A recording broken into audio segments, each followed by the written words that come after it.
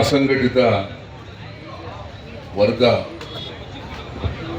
ಬೀದಿ ಬದಿ ವ್ಯಾಪಾರಗಳು ಈ ಒಂದು ಸಂಘಟನೆಗೆ ದೊಡ್ಡ ಮಟ್ಟದಲ್ಲಿ ಶಕ್ತಿ ತುಂಬಬೇಕಂತೇಳಿ ಕರ್ನಾಟಕ ಪ್ರದೇಶ ಬೀದಿ ಬದಿ ವ್ಯಾಪಾರಗಳ ಒಕ್ಕೂಟ ಕೋಲಾರ ಜಿಲ್ಲೆ ಶಾಖೆ ದೊಡ್ಡ ಮಟ್ಟದ ಒಂದು ಹೋರಾಟದ ರೀತಿಯಲ್ಲಿ ಇವತ್ತು ಸಮಾವೇಶ ಏರ್ಪಡಿಸಿದೆ. ಈ ಒಂದು ಕಾರ್ಯಕ್ರಮದಲ್ಲಿ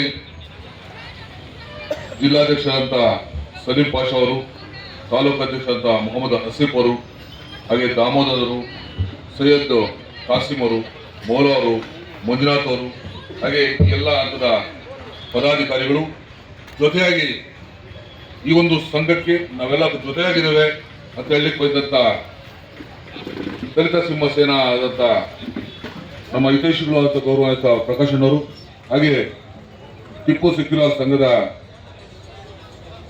ಸಂಸ್ಥೆಯ ಅಧ್ಯಕ್ಷರು ಮತ್ತೆ ನನ್ನ ಹಿತೈಷಿಗಳಾದಂಥ ಗೌರವಾನ್ವಿತ ಆಸಿಫ್ ಅವರು, ಹಾಗೆ ಮತ್ತೊಬ್ಬ ನನ್ನ ಸೋದರ ಸಮಾನರಾದಂಥ ದಲಿತ ನಾರಾಯಣ ಸ್ವಾಮಣ್ಣವರು, ಹಾಗೆ ಜೆಡಿಎಸ್ ಪಕ್ಷದ ಜಿಲ್ಲಾ ಕಾರ್ಯಾಧ್ಯಕ್ಷರಾದ ಗೌರವಾನ್ವಿತ ಮಣಕೂರು ನಟರಾಜಣ್ಣವರು, ಗ್ರಾಮ ಪಂಚಾಯತಿ ಸದಸ್ಯರಾದಂಥ ಗೌರವಾನ್ವಿತ ಕುಮಾರಣ್ಣವರು, ಹಾಗೆ ವೇದಿಕೆ ಮೇಲೆ ಆರಿಸಿರ್ತಕ್ಕಂಥ ಎಲ್ಲ ಆಸಿಫ್ ಅವರು, ಗೌರವಾನ್ವಿತ ಗಣ್ಯಮಾನ್ಯರಿಗೆ ಈ ಸಂದರ್ಭದಲ್ಲಿ ನಮಸ್ಕಾರ ತಿಳಿಸ್ತಾ, ಹಾಗೆ ನೆರೆದಿರ್ತಕ್ಕಂಥ ನನ್ನ ಎಲ್ಲ ನೆಚ್ಚಿನ ಬೀದಿ ಬದಿ ಪದ ವ್ಯಾಪಾರಗಳ ಸಂಘದ ಸದಸ್ಯರುಗಳು, ಹಾಗೆ ಸಣ್ಣ ಸಣ್ಣ ವ್ಯಾಪಾರಿಗಳ ಏನು ಮಾಲೀಕರಲ್ಲಿ ಬಂದಿದ್ರಿ, ನಮ್ಮೆಲ್ಲರೂ ಕೂಡ ಈ ಸಂದರ್ಭದಲ್ಲಿ ಶುಭ ಕೋರ್ತಾ, ಪ್ರತಿ ವರ್ಷ ನಾನು ಕಂಡಂಗೆ ಈ ವ್ಯಾಪಾರಿಗಳ ಒಕ್ಕೂಟದ ಒಂದು ಸಭೆ ಮಾಡ್ತಾ ಇರ್ತೀನಿ. ಆ ಸಭೆಯಲ್ಲಿ ನಿಮ್ಮ ಜೊತೆಯಾಗಿ ಸಂಘ ಮತ್ತು ಸಂಘದ ಅಧ್ಯಕ್ಷರು, ಜಿಲ್ಲಾಧ್ಯಕ್ಷರು ಮತ್ತು ಎಲ್ಲ ಕಾರ್ಯದರ್ಶಿಗಳು ಜೊತೆಗೆ ಎಲ್ಲ ಹಿರಿಯ ಮುಖಂಡಗಳು ಇರ್ತಾರೆ. ನೀವು ವರ್ಷದ ವರ್ಷಕ್ಕೆ ಅಲ್ಲಿ ಭಾಗವಹಿಸ್ತಕ್ಕಂಥ ಒಂದು ಕಾರ್ಯಕ್ರಮದ ಉದ್ದೇಶಗಳನ್ನು ಅಂದ್ರೆ ನೀವು ಸಂಘಟಿತರಾಗಬೇಕು,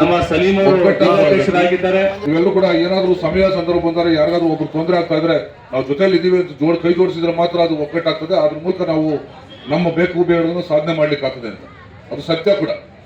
ಹಾಗೆ ನಾವು ಪ್ರತಿ ವರ್ಷ ಮೈಕಲ್ಲಿ ಹೇಳ್ತಾ ಇರ್ತೀವಿ, ನೀವು ಕೇಳಿಸ್ಕೊಳ್ತಾ ಇರ್ತೀರಿ, ಅದು ಅಲ್ಲೇ ನಿಲ್ತಾ ಇದ್ದೀವಿ ಇವತ್ತು ಒಂದಿನಕ್ಕೆ.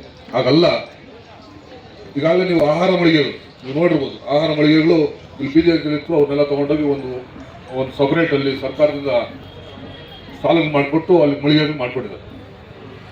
ಅದೇ ರೀತಿಯಲ್ಲಿ ತರಕಾರಿ, ಹಣ್ಣು, ಹೂ ಮತ್ತು ಇತರೆ ವ್ಯಾಪಾರಗಳನ್ನ ವಿಶೇಷ ರೀತಿಯಲ್ಲಿ ಪರಿಗಣಿಸಿ ಏನಲ್ಲಿ ಮಳಿಗೆಗಳು ಮಾಡಿದ್ದಾರೆ ಅದೇ ರೀತಿಯಲ್ಲಿ ಮಳಿಗೆಗಳು ಮಾಡಿ ಕೊಡೋಂಥ ತಗೋಬೇಕು. ಸುಮ್ಮನೆ ಪೊಲೀಸರು ಬರೋದು, ಅಧಿಕಾರಿಗಳು ಬರೋದು, ಇಲ್ಲಿಂದ ಇರ್ತೇವೆ ನಮ್ಮನ್ನು ದೌರ್ಜನ್ಯ ಮಾಡೋದು, ನೀವು ಭಯಭೀತರಾಗಿ ಅಲ್ಲಿಂದ ಓಡೋವಂಥದ್ದು. ಯಾಕೆ ಓಡೋಬೇಕು? ಸ್ವತಂತ್ರ ಭಾರತದಲ್ಲಿ ನೀವಿದ್ರಿ, ನಿಮ್ಮದೇ ಅಂತ ಹಕ್ಕುಗಳಿದ್ದಾವೆ. ಇದು ಬೇಕು ಬೇಡಗಳನ್ನು ಕೇಳಲಿಕ್ಕೆ ನಿಮ್ಮದೇ ಸ್ವತಂತ್ರ ಇದ್ದರೆ ನಾಗರಿಕ ಪ್ರಜೆಗಳು ಜವಾಬ್ದಾರಿ ಇರ್ತಕ್ಕಂಥವು. ಯಾವುದೇ ಅಂಜಿಕೆ ಬೇಡ. ನೀವು ಗೌರವಯುತವಾಗಿ ಸ್ವಾಭಿಮಾನದ ಬದುಕು ಕಟ್ಕೊಳ್ತಾರೆ. ಯಾವುದು ಕಳ್ತನ ಮೋಸ ಅಲ್ಲ. ಇಲ್ಲಿ ಬೆಳಿಗ್ಗೆ 5 ಗಂಟೆಗೆ ಹೋಗಿ ಮಾರ್ಕೆಟ್ಗೆ ಹೋಗಿ ಅಲ್ಲಿಂದ ಸರಕುಗಳು ತಂದು ಇಲ್ಲಿ ಮಾರಿ ಆ ವ್ಯಾಪಾರಗಳಲ್ಲಿ ಈ ಒಂದು ಸ್ಪರ್ಧೆಗಳಲ್ಲಿ ಒಂದು 300 ರೂಪಾಯಿ ಕೂಲಿ ಒಳಗೆ ಕೂಡ ಕಷ್ಟ ಇದೆ ಅಂತ ಒಂದು ಬದುಕಿದೆ. ಅಂಥ ಬದುಕಿನಲ್ಲಿ ನೀವು ಅತಂತ್ರವಾಗ್ಬಿಟ್ರೆ ಇನ್ನಷ್ಟು ಕಷ್ಟ ಆಗ್ತದೆ. ಆ ನಿಟ್ಟಲ್ಲಿ ನಾನು ಇವಾಗ ನಮ್ಮ ಕಾಸಿಂ ಅವರು ಹೇಳಿದಂಗೆ ಕಳೆದ ಒಂದು 2-3 ವರ್ಷ ನಾನು ಭೇಟಿಯಾಗಿದ್ದೆ. ನಿಮಗೆಲ್ಲ ಗೊತ್ತಿಲ್ಲ, ಹಲವಾರು ಇಲ್ಲಿ ನನ್ನ ಬಂಧುಗಳಿದ್ದೀರಿ. ಇಂಥಲ್ಲೇ ಸಂದರ್ಭ ಬಂದಿತ್ತು, ಪೊಲೀಸರು ಇಲ್ಲಿಂದ ಎದ್ದು ಬಿಡಬೇಕು, ಓಡ್ಬೇಕು ಅಂತ. ನಾನು ಹೇಳಿದೆ, ನೀವೇನು ಗಾಬರಿ ಬಿಡಬೇಡಿ, ನಾನು ಇದ್ದೀನಿ ಅಂತೇಳಿ ನಿಮ್ಮನ್ನೆಲ್ಲ ಕರೆದು ಮತ್ತು ಇಲಾಖೆಯಿಂದವರು ಮಾತಾಡಿ ಅವ್ರು ತೊಂದರೆ ಕೊಡಬೇಡಿ. ಅಲ್ಲಾಂದ್ರೆ ನೀವಾದರೂ ಅವಕಾಶ ಮಾಡಿಕೊಡಿ, ಇಲ್ಲ ಬೇರೆ ಕಡೆ ಹೋಗೋದಕ್ಕಾದ್ರೂ ಅವಕಾಶ ಮಾಡಿಕೊಡಿ. ಎರಡೂ ಇಂದ ಅವ್ರ ಮೇಲೆ ದೌರ್ಜನ್ಯ ಮಾಡಿಬಿಟ್ರೆ ಅವ್ರು ಹೊಟ್ಟೆ ಮೇಲೆ ಹೊಡೆಯುವಂಥ ಕೆಲಸ ಮಾಡಿಬಿಡಿ. ಅವ್ರು ಬಡವರು, ಜೀವನ ಮಾಡೋದು ಕಷ್ಟ ಇದೆ, 300 ರೂಪಾಯಿ ಸಂಪಾದನೆ ಮಾಡೋದು ಕಷ್ಟ ಇದೆ ಅಂತೇಳಿ ಅವರು ಮನವಿ ಮಾಡಿಕೊಂಡು ಅದಾದಮೇಲೆ ಕಾಲಾವಕಾಶ ಕೂಡ ಕೊಟ್ಟಿದ್ದು. ಹಾಗಾಗಿ ನಾನು ಹೇಳೋದಿಷ್ಟೇ, ನಿಮ್ಮ ಶಕ್ತಿ ಇದೆ, ನಿಮ್ಮ ಬುದ್ಧಿವಂತಿಕೆ ಇದೆ, ಸಂಘಟಿತರಾಗಿ ಯಾವುದೇ ಒಂದು ಸರ್ಕಾರಿ ಇಲಾಖೆಗಳನ್ನು ನೀವೇನಾದರೂ ಹೋಗಿ ಮನವಿ ಕೊಡೋದಾಗ್ಬೋದು, ಅಥವಾ ಸರ್ಕಾರದಲ್ಲಿ ಹೋರಾಟ ಮಾಡೋದಾಗ್ಬೋದು. ಯಾವುದೇ ಹೋರಾಟದಲ್ಲಿ ಕೂಡ ನಿಮ್ಮ ಸೋದರ ಮಿತ್ರ, ನಿಮ್ಮ ಗೆಳೆಯನೋ ಅಥವಾ ನಿಮ್ಮ ಅಣ್ಣ ತಮ್ಮನೋ CMR ಜೊತೆಲಿದ್ದಾನೆ ಅಂತ ನೋಡ್ಬಿಟ್ಟು ಮರಿಬೇಡಿ, ನಿಮ್ಮ ಜೊತೆಲಿರ್ತೀವಿ. ಯಾಕಂದ್ರೆ ನಾನು ಅಂತ ತಳಮಟ್ಟದಿಂದ ಅದು ಬಡ ಕುಟುಂಬಗಳಿಂದ ಬೆಳೆದು ಬಂದಂಥವು. ಆ ನೋವು, ಆ ಬಾಧೆ, ಆ ಹಿಂಸೆ, ಆ ಇವತ್ತಿನ ದಿವಸ ಆ ಬದುಕು ಕಟ್ಕೊಳ್ತಕ್ಕಂಥ ಕಷ್ಟ ಏನು ಅಂತ ನನಗೆ ಗೊತ್ತಿದೆ. ಮನೆ ಬಾಡಿಗೆ, ಮಕ್ಕಳಿಗೆ ಶೂಟು, ಫೀಸು, ಮತ್ತೆ ಬೇರೆ ಬೇರೆ ಖರ್ಚುಗಳಲ್ಲಿ ನೀವು ಬದುಕೋದು ಕಷ್ಟ. ಇಂಥ ಒಂದು ಅಸಂಘಟಿತ ಒಂದು ಬದುಕಲ್ಲಿ ನೀವು ಸಂಘಟಿತರಾಗಬೇಕು, ನಿಮ್ಮ ಒಗ್ಗಟ್ಟು ಪ್ರದರ್ಶನ ಮಾಡಬೇಕು. ಯಾವುದೇ ಹೋರಾಟ ಇರಲಿ ನೇರ ಪ್ರಶ್ನೆ ಮಾಡಿ. ಇವತ್ತು ದಿವಸ ನೆಲರಂಗೆ ನಮಗೂ ಬದುಕುವಂತ ಹಕ್ಕಿದೆ, ನೀವು ಬದುಕುವಂತ ಹಕ್ಕಿದೆ, ಸ್ವಾಭಿಮಾನ ಬದುಕುವಂತ ಹಕ್ಕಿದೆ. ಆ ನಿಟ್ಟಲ್ಲಿ ನಿಮ್ಮ ಒಗ್ಗಟ್ಟು ಪ್ರದರ್ಶನ ಮಾಡಿ. ಏನಾದರೂ ಸಮಯ ಸಂದರ್ಭ ಬಂದಾಗ ಇಲಾಖೆಯನ್ನು ನೇರವಾಗಿ ಭೇಟಿ ಮಾಡಿ. ನಿಮ್ಮ ಕೈಲಿ ಆಗಲಿಲ್ಲ ಗೊತ್ತಾಗ